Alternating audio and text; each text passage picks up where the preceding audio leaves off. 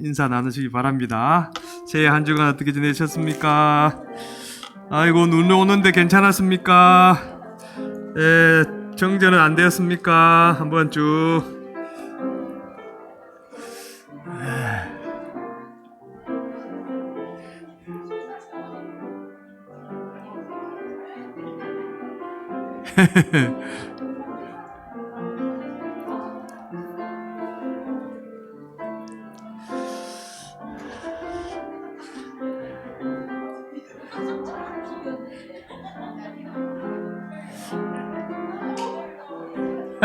뭐야 그래 좋으세요?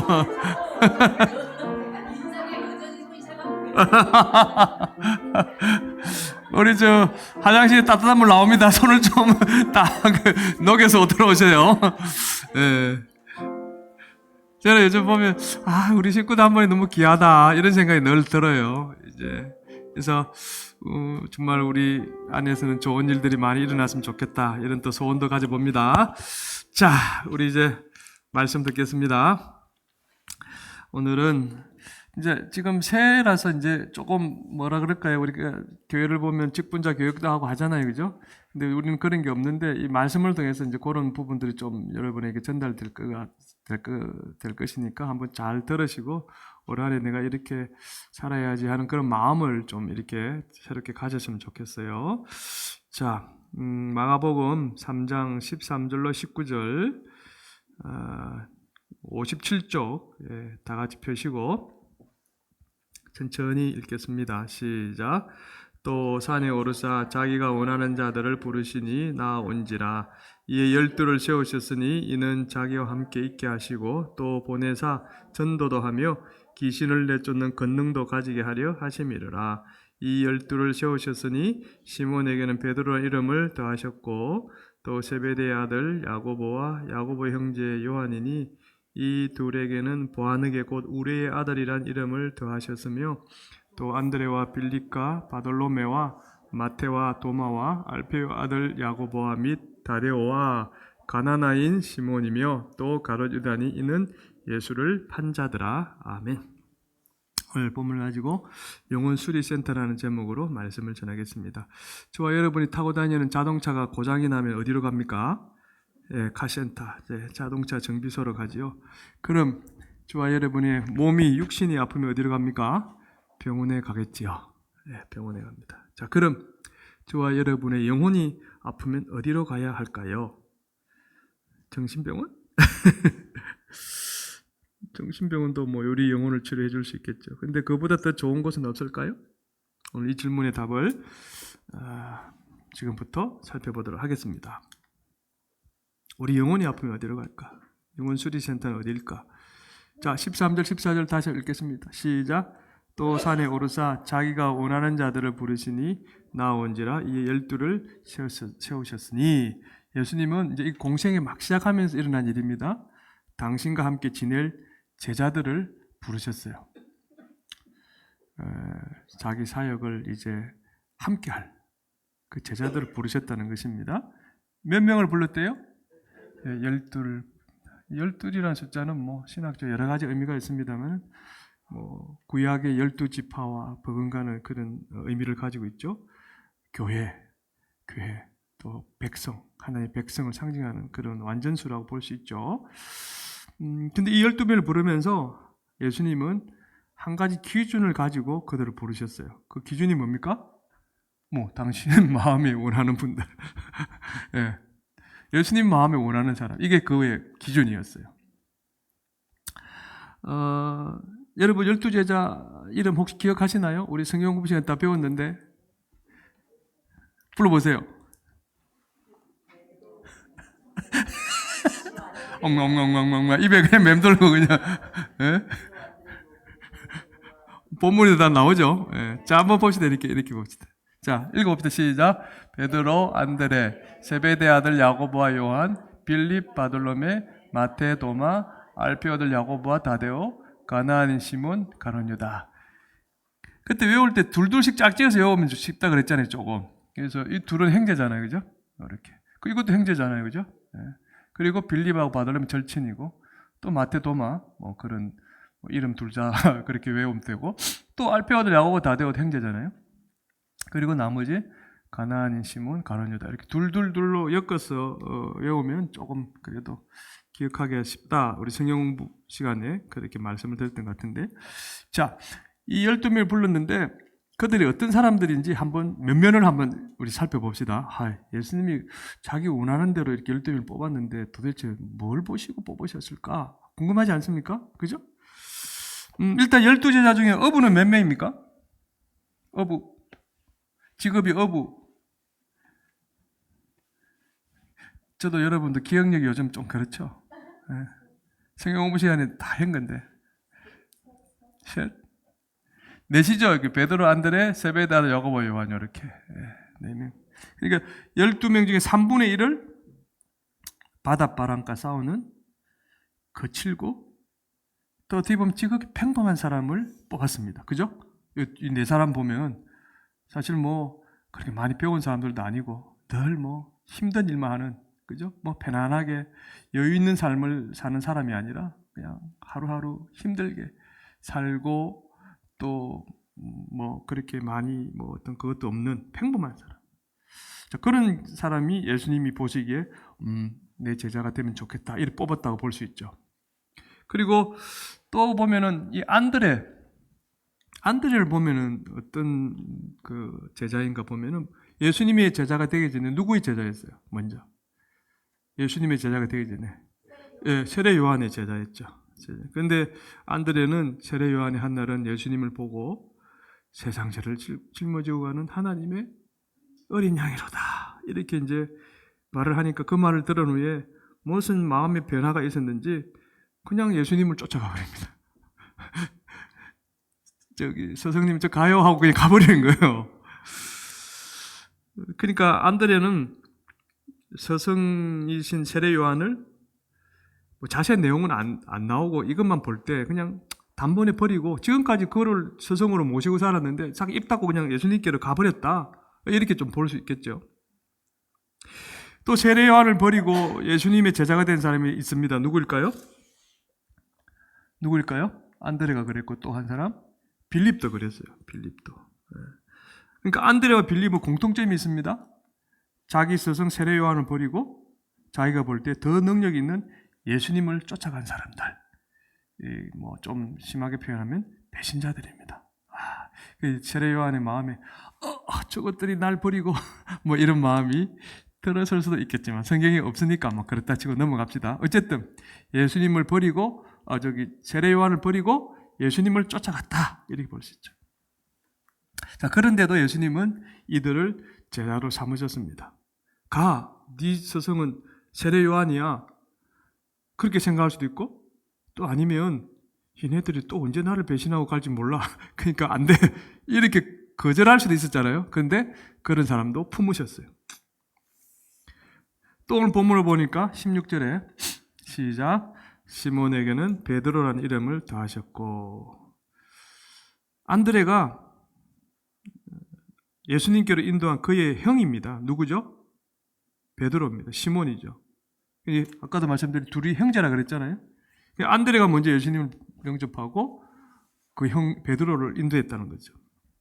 근데 예수님이 이 시몬에게 어떤 이름을 지어줬다고요? 베드로. 본래 시몬은 히브리어입니다.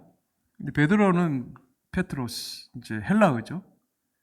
그리고 여러분 게바라는 또 이름이 베드로에게 있지 않습니까? 게바는 아람어예요. 근데 이 세 언어이지만 그 뜻은 똑같아요. 뭡니까? 반석이라는 뜻입니다. 반석. 넓적하고 평평한 바위. 보통 이런 반석이라는 이름을 지어줄 때는 좀 듬직하고 믿음직한 그런 사람에게 붙여준다고 해요. 그러면 예수님이 이 베드로가 믿을만한 사람이라서 그에게 반석이라는 이름을 지어줬을까요? 그건 아닌 것 같아요. 왜냐하면 이 베드로는 미안합니다만 어부 생활을 하다 보니 그래서 그런지 모르겠지만 돌처럼 무디입니다. 둔합니다. 근데 혈기는 또 왕성해요. 그래서 여러분 예수님을 황당하게 만드는 일을 저질렀죠. 특히 제일 어떤 그 큰 실수를 범한 게 뭡니까? 죽어도 예수님을 내가 안 떠날 것입니다. 이렇게 장담해 놓고는 예수님이 십자가에 못 박히러 끌려갈 때 많은 사람 앞에서 나는 예수가 누군지 모른다. 그것도 한 번도 아니고 3번이나 부인했죠. 그렇게 발뺌할 정도로 좀 뻔뻔했습니다. 실은. 그러니까 완전히 나중에 이제 성령 받고 변화되기 전의 모습입니다. 그리고 초창기에 아직 예수님으로부터 3년 동안 트레이닝을 받기 전에 그런 베드로.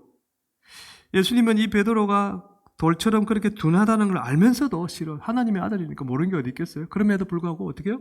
제자로 부르셨어요. 우리 생각에는 왜 저런 사람을 제자로 부르지? 좀 온유하고 좀 배우고 그죠? 좀 능력도 있고 그런 사람 참 많은데 지금 보면은 계속 우리 생각하고는 좀 다른 제자들을 뽑고 있지 않습니까? 또 어떤 사람 뽑았습니까? 17절에 시작. 또 세베대의 아들 야고보와 야고보의 형제 요한이니 이 둘에게는 보아느게 곧 우레의 아들의 이름을 더하셨으며. 세베대의 두 아들 이름이 뭐라고요? 야고보와 요한입니다. 야고보라는 이름, 요한의 이름 흔하기 때문에 그 아버지 이름을 앞에 딱 붙여서 구별해 준 거예요. 세베대의 아들 야고보와 요한. 근데 예수님이 이들에게 어떤 이름을 지어줬죠? 이 둘에게는 보아느게. 보아느게가 무슨 뜻입니까? 우레의 아들. 이 말은 야고보와 요한은 우레처럼 자기 마음에 안 드는 일이 생기면 이 분노 조절을 못하고 폭발하는 그런 성급한 그런 기질을 가진 사람들이었다는 거예요. 다혈질이에요, 애들도. 이 우레가 번쩍하는 거 아닙니까? 막 폭발하는 거죠. 그도 그럴 것이 이 야고보와 요한은 예수님을 데리고 사마리아의 한 마을에 들어갔을 때 조그만 일이 터집니다. 어떤 일이냐면 사마리아인하고 유대인은 상종하지 않지 않습니까? 그러니까 사마리아 사람들이 예수님을 자기 말을 못 들어게 막은 거예요. 그때 이 둘이 어떻게 했냐면 예수님에게 하늘에서 불을 내려 저들에게 벌을 주자고 막 흥분합니다. 근데 예수님은 이런 기질상 급하고 다혈질이 이런 사람들도 제자로 어떻게 해요? 부르셨어요. 아까도 말씀드린 좀 온유한 사람, 그죠? 고분고분한 사람을 좀 제자로 삼을 법한데 우리 생각하고는 완전히 다른 사람을 뽑았어요. 그리고 이들은 그게 야고보 요한은 그 어머니 이름은 없지만 세베대 아내겠죠. 세베대 아들들이니까 그 어머니는 세베대 아내입니다. 이 세베대 아내는 예수님의 어머니 마리아와 친자매였다고 합니다. 그러면은 이 세베대 아들들하고 예수님의 관계는 어찌 됩니까? 사촌, 외사촌이죠. 정확하게 말하면 외가 쪽으로 사촌입니다. 예수님은 사람들로부터 이런 오해를 받을 수도 있었을 것 같아요. 지금 제자로 불림 받는다는 것은 어떻게 보면 특별한 선택을 받는 거 아닙니까? 왜? 예수님이 능력을 베풀고 사람들이 다 예수님을 동경하고 따라가고 싶은데 그 중에 12명으로 선택을 받는 거니까 사람들이 볼 때 그건 엄청난 어떤 축복이라고 볼 수도 있고 어떤 선택받은 것에 대한 어떤 특별한 감정을 가질 수 있지 않습니까? 그러면 사람들이 이 외사촌들을 뽑았을 때 특별히 기질이 급한 이들을 뽑았을 때 뭐라고 생각했습니까? 예수님 사촌들이 세베대 아들 야고보 요한을 보고 왜 저래? 저렇게 기질이 저래가지고 뭘 하겠어? 뭐 이렇게 말할 수도 있고 또 사람들이 그럴 수도 있을 것 같아요. 예수님이 사촌 형제라고 특별히 대우해 주는구나. 특혜를 주는구나. 자기 사촌 형제라고 제자로 저렇게 부르는구나. 오해를 살 수 있잖아요. 그죠? 그런데도 불구하고 또 이들을 어떻게 해요? 제자로 부르셨어요. 또 봅시다. 마태는 마태복음을 볼게요. 9장 10절 11절 시작. 예수께서 마태의 집에서 앉아 음식을 잡수실 때에 어찌하여 너희 선생은 세리와 죄인들을 함께 잡수시느냐? 오늘 마가복음에 마태도 불렀습니다. 마태의 직업이 뭡니까? 세리죠. 세리. 세금을 거둔 세리입니다. 그러면 당시의 세리는 어떤 사람입니까? 동족들에게 욕먹고 손가락질 당하는 그런 직업이었죠. 동족들을 덩쳐먹는 사람이라고 그렇게 생각했기 때문에. 그러니까 예수님은 당신의 이 사역에, 공생의 사역, 복음 사역에 방해가 될 수 있는 사람도 지금 제자로 선택한 거예요. 그런 거 아니에요. 아유, 네 교회 다니면 나 교회 안 다녀. 이런 소리 종종 하죠. 그럼 그 사람은 전도에 방해가 되잖아요. 그죠? 그러면 우리 같으면은, 아유, 좀, 이렇게, 그런 사람 왜 부르지라고 생각이 들 텐데, 예수님은 그것에 상관없이, 그 마태를 제자로 또 부르셨어요. 또, 나머지 사람들 보면, 나라의 독립을 위해 목숨을 걸었던 열심 당원도 있었습니다. 누구죠? 아까 가나나인 시몬입니다. 이 사람은 예수님이 자기 나라 이스라엘을 지금 로마의 속국에 지배를 당하고 있으니까 빨리 로마 제국으로부터 독립시켜줄 지도자라고 믿고 예수님을 따랐던 것이죠. 또 알페오의 아들 야고보와 다데오도 가나나인 시몬하고 비슷한 생각을 가졌습니다. 그러니까 예수님이 하나님의 아들이라고 좀 커밍아웃하고 그 능력으로 이 이스라엘을 빨리 로마로부터 구원해 주기를 기대했던 사람들. 그래서 따라다녔다는 것입니다. 그러니까 예수님은 이들을 볼 때 우리가 어떤 생각을 할 수 있습니까? 당신을 죄로부터 건져주실 구원자라고 믿기보다는 이들은 다른 메시아관을 가지고 있었던 거죠. 정치적 메시아. 그냥 이들은 예수님이 빨리 이스라엘을 독립시켜 주면 좋겠다. 그렇게 믿었던 사람들 아닙니까? 그런데 그들을 제자로 불러들였어요. 그러니까 진짜 믿음을 가진 게 아니고 잘못된 믿음을 가지고 있음에도 그들을 불러들였다는 거죠. 제자로. 그리고 또 어떤 사람이 있습니까? 부활했다는 사실을 못 믿어서 못이 박혔던 예수님의 손과 또 창에 찔렸던 예수님의 허리를 만진 제자가 누굽니까? 도마죠. 그러니까 예수님은 의심 많고 당신의 말씀을 쉽게 안 믿는 사람도 제자로 부른 거예요, 실은. 우리가 볼 때 믿음 좋은 사람, 말씀을 잘 받아들이는 사람을 제자로 뽑을 것 같지 않습니까? 그런데 예수님의 기준은 그게 아니었어요. 여러분, 나머지 한 사람 또 누굽니까? 한 사람이에요. 두 사람인데 바돌로메 있죠? 바가 무슨 뜻이라 그랬죠? 아들이라는 뜻이라 그랬잖아요. 바돌로메는 돌로메의 아들이라는 뜻입니다. 그렇다면 이 바돌로메의 진짜 이름은 뭘까? 성경학자들은 이 바돌로메의 진짜 이름이 누구라고요? 나다나엘이라고 그렇게 설명을 합니다. 마가복음에 아까 바돌로메로 나왔잖아요. 근데 마태복음에는 또 요한복음에는 나다나엘로 소개되기도 합니다. 볼까요? 요한복음 1장 46절 시작. 나다나엘이 이르되 나사렛에서 무슨 선한 것이 날 수 있느냐? 빌립이 이르되 와서 보라 하니라. 지금 빌립이 나다나엘에게 아까 빌립하고 이 바돌로메는 친한 절친이라 그랬잖아요. 그러다 보니까 여기도 보면은 지금 빌립, 나다나엘이 동시에 나왔는데 이 나다나엘이 바돌로메일 것이라는 게 맞죠. 그러니까 나다나엘에게 예수님이 하나님의 아들 메시아다라고 그렇게 말해줬거든요. 그때 이제 이 나다나엘이 뭐라고 이야기했냐면 나사렛에서 무슨 선할 것이 날 수 있느냐. 그러니까 그것을 거부했어요. 그걸 받아들이지 않았습니다. 이 말은 나다나엘은 어떤 사람이냐?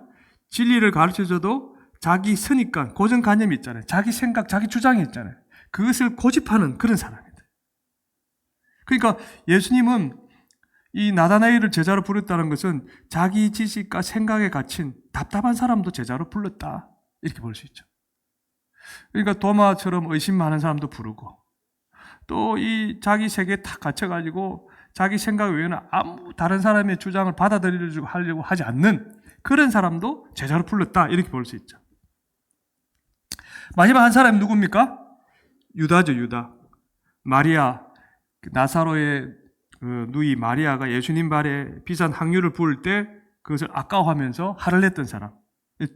돈에 욕심을 부리다가 결국에는 예수님을 은 30에 팔아먹은 제자 누굽니까?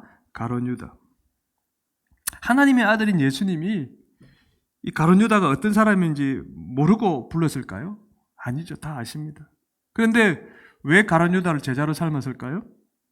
예수님은 마지막 순간까지 가룟 유다에게 구원받을 수 있는 기회를 주고 싶었기 때문입니다. 그걸 어떻게 합니까? 마태복음 볼까요? 26장 50절 시작. 예수께서 이르시되 친구여 네가 무엇을 하려고 왔는지 행하라 하신대 이에 그들이 나와 예수께 손을 대어 잡는지라. 이건 이제 마지막 겟세마네 동산에 기도하고 이제 일어섰을 때 일어난 사건 아닙니까? 은삼십을 받고 대제사장에게 예수님을 팔아넘긴 다음 이제 군사들 사람들을 데리고 이제 예수님을 잡으러 온 가룟 유다를 지금 말하는 겁니다. 그래서 친구연 누구죠? 예수님 부른 친구연은 바로 가룟 유다입니다. 가룟 유다. 그러니까 예수님은 가룟 유다가 당신을 죽이는 일에 발벗고 나섰다는 그 사실을 알면서도 배신하고 은삼십에 자기 스승을 죽이려고 하는 걸 뻔히 알면서도 이 순간에 왜 그렇게 하니 따지지 아니하고 끝까지 그를 뭐라 불렀다고요? 친구. 예수님은 이전에 유월절 만찬 석상에서 나는 너희 친구라 그러셨지 않습니까? 그러면서 이 순간에도 그를 친구로 부른 것은 그에게 네가 무엇을 하고 있는지 알고 돌이키기를 회개할 기회를 또 이 순간에도 주었던 것이죠. 그러니까 예수님은 다 알면서도 그 제 친구를 사랑하는 가룟 유다를 사랑하는 마음으로 그를 부르신 거죠. 그러니까 예수님은 돈을 사랑해서 당신을 죽음으로 내몰 인간도 제자로 삼은 거예요. 자, 지금까지 이제 12제자, 예수님이 원하시는 그 제자의 면면을 살펴봤습니다. 자, 저와 여러분이 예수님이라면 이런 사람들을 제자로 뽑을까요? 안 뽑을 겁니다. 우리는 적어도 세상 사람들이 인정할 만큼 많이 배우고, 외모도 좀 반듯하고, 뭐 돈도 좀 여유가 있고 집안도 괜찮고 성격도 무난하고 어리도 있고 또 입도 좀 무겁고 양보도 잘하는 그런 능력 있는 사람을 아마 제자로 뽑을 것입니다. 그래야 우리 생각에 하나님의 일이 잘 될 거라고 보기 때문에 그렇죠. 아이고 저런 사람 뽑아가지고 하나님 일을 어떻게 맡길까? 예수님이 이렇게 생각하지 않으시고 다 뽑으셨어요. 그래서 이제 이런 걸 보면서 우리는 좀 궁금합니다. 왜 예수님은 12명의 사람들이 어떤 사람들인지 흔히 다 아시는 하나님의 아들인데 신성을 가진 하나님의 아들이시니까 그 12사람이 어떤 사람인지 다 아는데도 우리가 원하는 그저 환상의 드림팀이 아닌 콩가루 팀을 제자팀으로 만들었을까? 오합지졸이잖아요. 쉽게 말하면 한 사람 한 사람을 보면. 왜 그랬을까요, 여러분? 왜냐하면 여기에는 엄청난 의미가 있습니다. 예수님은 결국 이들을 훈련시켜서 이들에게 이제 당신의 사역을 맡기시고 당신은 어떻게 됩니까? 죽잖아요. 십자가에 죽잖아요. 그리고 하늘나라 올라가십니다. 예수님은 우리가 장기 이렇게 장기를 둔다 그러죠. 체스. 몇 수 앞을 내다보고 이 일을 하신 것이죠. 쉽게 말하면. 무슨 말이냐? 예수님은 당신이 죽은 후에 앞으로 세워질 교회가 흠많은 이 제자들처럼 오합지졸의 성도들이 모이는 곳이 될 것임을 미리 아셨기 때문이라는 것입니다. 즉 앞으로 세워질 교회가 몸과 마음과 영혼이 아픈 온갖 환자들이 다 모이는 병원이 될 것임을 아셨기 때문이죠. 그러니까 12제자의 모습은 오늘날 성도들의 우리의 모습이다. 이렇게 보면 되죠. 그래서 예수님은 평상시에 이런 말씀을 하셨지 않습니까? 마가복음 2장 10절 시작. 예수께서 들으시고 그들이 이르시되 건강한 자에게는 의사가 쓸데없고 병든 자에게라 쓸데있느니라. 나는 의인을 부르러 온 것이 아니요 죄인을 부르러 왔노라 하시니라. 여러분 예수님이 의인을 부르러 왔다고 이야기하셨어요? 아닙니다. 누구를? 죄인을 부르러. 교회는 미안합니다만 병든 자들인 죄인들이 여기 병든 자 죄인은 같은 의미죠. 건강한 자 의인은 같은 말이에요. 그러니까 교회는 병든 자들인 죄인들이 의사인 예수님께 치료를 받기 위해 모이는 병원이다. 우리가 겉은 멀쩡해 보여도 속을 보면 몸이 아픈 환자가 있고 또 정신적으로 문제가 있어서 상처를 주기도 하고 또 본인이 상처를 받기도 하는 그런 환자, 또 영적으로 어려서 똥인지 된장인지도 구분 못하는 그런 환자, 그런 환자들이 실은 교회에 다 모여 있다는 것이죠. 그래서 교회는 요즘 대한민국을 보면 참 마음이 많이 아픈데, 나라를 망하게 하는 사람들처럼 교회를 위험에 빠뜨리는 사람들도 있습니다. 실은 교회는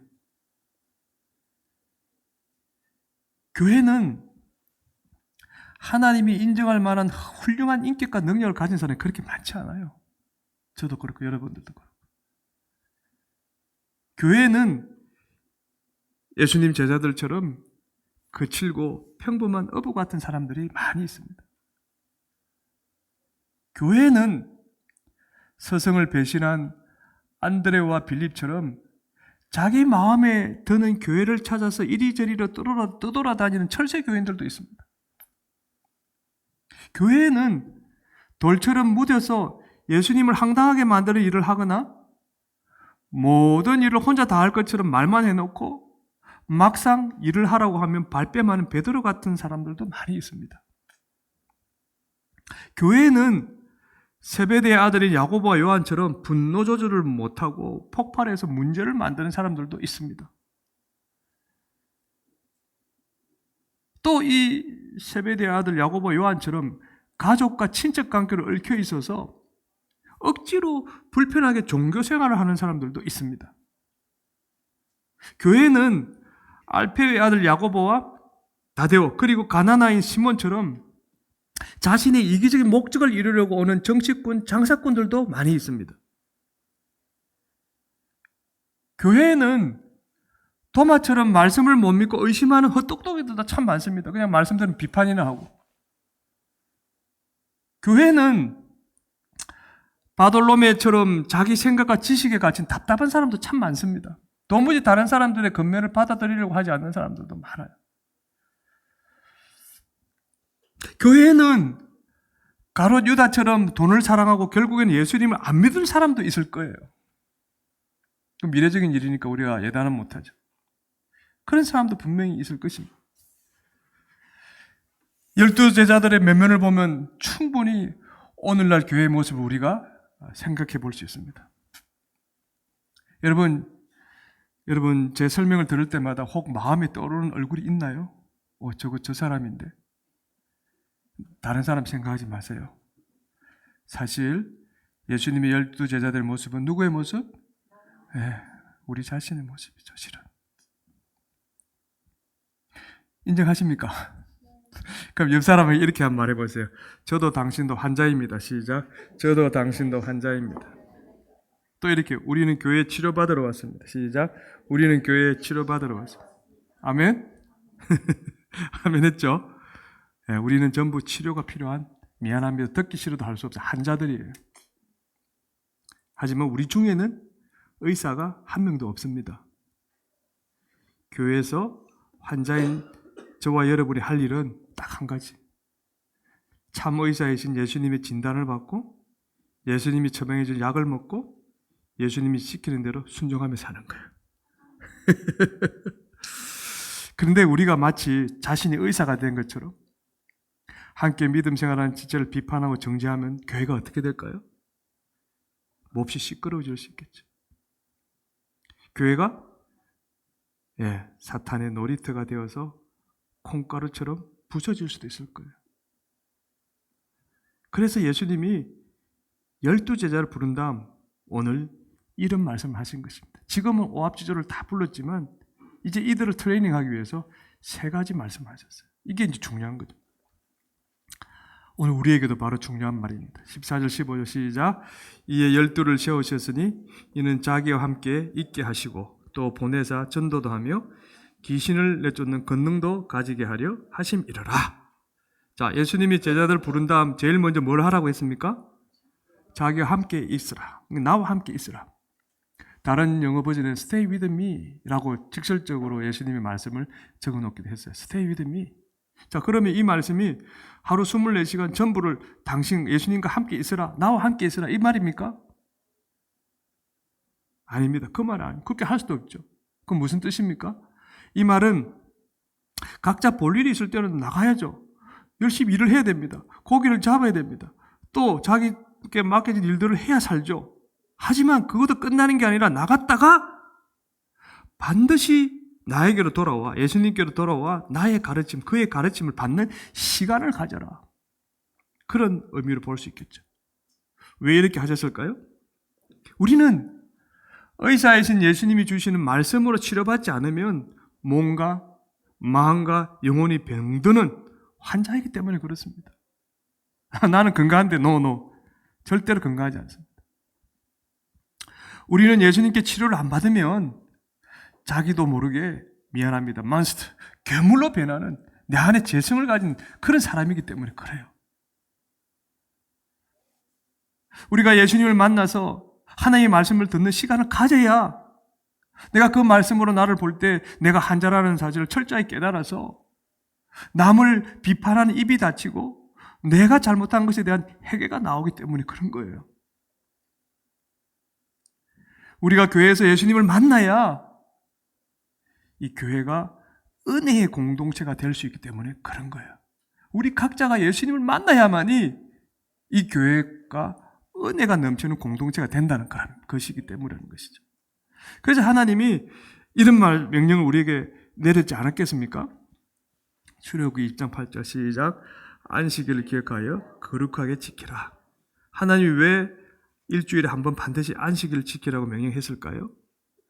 여러 가지 의미를 부여할 수 있지만 오늘 본문에 관련해서 일주일에 한 번은 반드시 교회에 와서 예수님께 말씀으로 영혼을 수리받는 시간을 가져야 자신도 살고 교회도 살기 때문에 그런 거예요.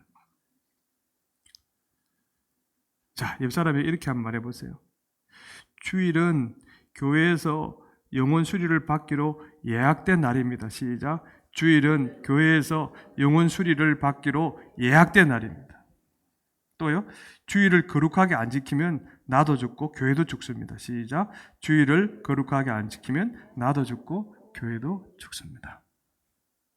여러분, 우리가 몸이 아프면 병원에 약을 하는데 그 날짜는 어김없이 우리가 지키잖아요. 근데 자신의 영혼이 병들고 있는지도 모르고 채 살아가기도 하고 또 알아도 그것을 치료받기 위해서 내가 교회에 주일날 와서 말씀을 듣고자 하는 강력한 그런 의지는 참 약한 것 같아요. 네? 예수님이 제자를 부른 다음 또 뭘 하라고 했을까요? 뭘 하라고요? 전도해라. 여러분, 예수님이 전도하라는 게 단지 교인들의 수가 많아지는 걸 좋아해서 전도하라고 했을까요? 그건 아니죠. 하나님이 가장 기뻐하는 일이 뭡니까? 잃어버린 영혼이 하나님께 돌아오는 것이죠. 그래서 저와 여러분이 전도를 하면 하나님은 우리를 보시고 너무 기뻐하십니다. 그래서 우리 몸과 마음과 영혼이 건강해지고 잘 되는 복을 하나님이 우리에게 주지 않을 수가 없는 거예요. 여러분, 이게 무슨 뜻입니까? 전도를 해보신 분은 아실 거예요. 하려면 그냥 할 수 있습니까, 여러분? 마음의 준비가 없이 그냥 나가서 그냥 전도하면 되던가요? 전도가 얼마나 영적 전쟁이 강한 분야인데요. 사탄이 얼마나 역사하는 영적 전쟁의 그 현장이 바로 이 전도하는 그곳 아닙니까? 그러면 전도하기 전에 뭘 합니까? 기도해야죠. 내 믿음을 붙잡아 달라고 전도할 수 있도록 영적 전쟁에서 마귀를 물리칠 수 있도록 간절히 기도하지 않으면 이 전도 못하는 거예요. 그리고 그 상대방의 영혼을 위해서도 기도해야 되지 않습니까? 그러니까 전도하기 전에 먼저 자신의 몸과 영혼을 살피겠죠. 그래서 전도하면 먼저 자신의 몸과 마음과 영혼이 건강해지고 깨끗해지는 것을 경험하게 될 것입니다. 또 전도를 했는데 잃어버린 그 영혼이, 그러니까 여러분이 전도한 그 사람이 우와, 예수 믿고 교회를 나오고 교회 나와서 믿음 생활을 잘하게 되는 걸 보게 되어지면 어떻게 됩니까? 더 성령이 막 충만해지죠. 아, 하나님이 나를 사용하셨구나. 나도 할 수 있구나. 그거 보고 그냥 행복함을 느끼지 않겠습니까? 물론 그런 게 있어요. 전도를 했는데 욕을 먹고 핍박을 받을 수도 있습니다. 그러면 하나님이 반드시 그것을 기억하시고 합당한 보상을 해주실까요? 안 해주실까요? 해주시죠. 그래서 여러분, 전도하는 교회를 보면 좀 문제가 있어서 삐그덕거려도요, 이 전도를 통해서 그 문제를 이기고 은혜가 넘치는 건강한 교회가 되는 거예요, 실은. 어느 교회나 문제 없는 교회는 없습니다. 그런데 그 마음을 이 전도를 통해서 하나로 만들어 주시는 거예요, 하나님. 전도하는 교회는 한자들이 모인 것 같은데도 그런 교회는 부흥하고 복을 받는 교회가 되는 거예요. 저는 올 2025년 새해엔 우리 교회가 이런 교회가 되기를 주님의 이름으로 축원합니다. 한번 해봅시다. 세 번째, 제자들을 부른다고 뭐라고 하셨죠? 귀신을 내쫓는 권능을 가지라. 여러분, 이 귀신은 어떤 존재입니까? 죽은 후에 세상을 떠돌아다니는 사람의 영혼입니까? 아니죠. 예수 믿는 사람들과 교회를 죽이려는 악한 영, 사탄, 마귀, 귀신들의 세력 아닙니까? 그러므로 귀신을 내쫓는 권능을 가지라는 것은 우리의 영혼을 병들게 만들고 교회를 사탄의 놀이터로 만드는 이 악의 세력과 싸워 이길 수 있는 믿음을 교회에서 받으라! 이 교회가 여기서는 예수님이죠. 나에서 받아가라. 이런 뜻이죠. 그래야 예수 믿는 성도가 천국 가는 날까지 자기 영혼을 안전하게 지킬 수 있기 때문에 그런 것입니다. 여러분, 영적 전쟁의 이 실체를 경험해보지 못한 사람들이 많을 거예요. 그래서 이 이야기를 들으면 나는 도무지 그게 무슨 말인지 모르겠다고 느끼는 사람이 있을지 모르겠습니다. 그런데 여러분이 믿음의 눈을 살짝 들어보면은 이 삶이 자체가 영적 전쟁에 계속해서 악한 영이 우리를 유혹하고 미혹하고 믿음에서 떨어지게 나아가게끔 우리를 자꾸 괴롭히고 있다는 거 여러분 느끼십니까? 그걸 느끼는 분은 이 말씀이 이해가 될 거예요. 근데 그거를 우리가 물리쳐야지 우리가 살아갈 수 있지. 안 물리치면 계속 그것 때문에 힘들어한단 말이에요.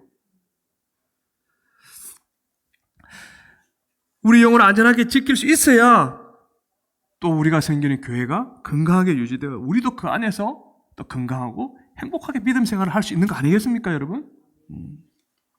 그래서 에베소서 1장 23절에 이렇게 사도 바울은 이야기합니다. 시작. 교회는 그의 몸이니 만물 안에서 만물을 충만케 하시는 일에 충만함이니라. 교회가 누구의 몸? 그가 누굽니까? 예수님이죠. 그렇죠? 두 가지 의미입니다. 교회라면 바로 우리가 교회입니다. 성전입니다. 그리고 우리가 모여서 섬기는 뭐죠? 유형의 교회. 이게 바로 교회고 그리스도 몸이라는 거죠. 이 교회는 그러니까 예수님은 세상 모든 만물을 충만케 해주시는 것입니다. 그분이신 거죠. 왜? 그분은 하나님이시고 전지전능하신 분이시니까 그분이 능치 못한 일이 없죠. 우리가 교회에서 모든 것에 충만하신 예수님으로부터 내 영혼이 치료를 받아야 건강해지고 또 나아가서 하나님이 기뻐하는 일, 전도와 여러 가지 사명을 감당할 수 있고 또 우리를 괴롭히는 그 사탄을 이기는 능력을 얻게 되는 거예요. 믿습니까? 아멘. 그러니까 한마디로 교회는 뭡니까? 영혼 수리센터인 것입니다. 교회가 영혼 수리센터. 교회는 목마른 우리 인생을 은혜로 충만하게 채워주는 그 사막의 오아시스와 같은 곳이라고 할 수 있습니다. 교회는 우리 영혼을 악으로부터 지켜주는 안전한 울타리와 같은 존재라고 볼 수 있죠. 교회는 우리가 목숨 걸고 사랑해야 될 우리의 애인입니다. 진심으로 사랑해야 될 대상이 교회라는 거죠. 주님의 몸된 교회, 우리 각자의 지체, 그리고 이 교회, 우리가 모여있는 이 교회. 교회는 우리의 두려움을 없애주는 엄마의 푸근한 품과 같은 곳이에요. 교회는 우리 영혼을 시원하게 해주는 창문과도 같습니다. 답답할 때 창문을 열면 바람이 슉 들어 우리 마음을 시원케 해주는 것처럼. 교회가 그런 곳이라는 거죠. 따라서 먼저는 이 교회가 살아야 그 안에 있는 우리도 살 수 있는 거죠. 우리는 여세 동안 세상에 사느라 흐트러지는 우리의 영혼을 이 교회에서 말씀으로 수리받아야 우리의 남은 인생을 계속해서 하나님의 은혜 속에서 살 수 있는 것입니다. 교회에서 전도하는 믿음과 귀신을 내쫓는 권능을 받을 때 비로소 우리도 살고 또 교회도 사는 거예요. 이게 유기체로 연결되어 있는 거죠. 교회가 살면 내가 살고 내가 살면 교회가 사는 거예요. 이게 교회가 죽으면 내가 죽고 다시 반대로 말하면 내가 죽으면 교회도 죽는 거죠.